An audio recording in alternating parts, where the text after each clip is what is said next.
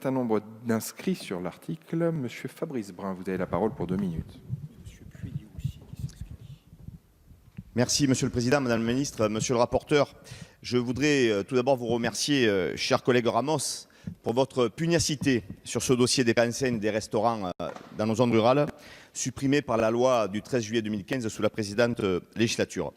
Et vous dire que j'aurai plaisir à travailler avec chacun d'entre vous au sein du groupe d'études sur la gastronomie qui vient d'être créé, tant l'alimentation est structurante de notre économie et de notre art de vivre à la française. Malheureusement, notre pays se distingue dans un autre domaine, c'est celui de la technocratie. Au nom de quoi les restaurateurs dans nos territoires et nos centres-bourgs n'auraient plus le droit de se signaler, à l'aide d'ailleurs de panneaux de taille assez modeste, ça a été rappelé d'1 mètre carré, de dire qu'ils existent tout simplement, alors que fleurissent sur des écrans géants des pubs pour les fast-foods. Dans le pays de la gastronomie, où le repas des Français est classé au patrimoine culturel immatériel de l'humanité, Brillat-Savarin et Grimaud de la Reynière doivent se retourner dans leur tombe.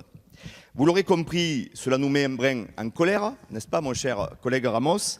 Encore plus lorsque cette même technocratie nous renvoie vers le tout numérique.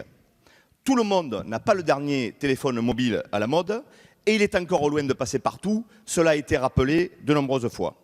Et c'est une preuve aussi, une preuve de plus, que le tout numérique aggrave les inégalités. La réalité, c'est que l'interdiction des préenseignes a rendu invisible sur les routes un grand nombre de restaurateurs ruraux qui ont perdu une part significative de leur activité. C'est inacceptable, car les restaurants, ces entrepreneurs indépendants, contribuent à la vitalité de nos territoires. Derrière nos hôteliers restaurateurs, il y a du tourisme, des filières agricoles de qualité, il y a de l'emploi, de l'apprentissage dans des métiers d'avenir, et ce, dans tous les niveaux de qualification.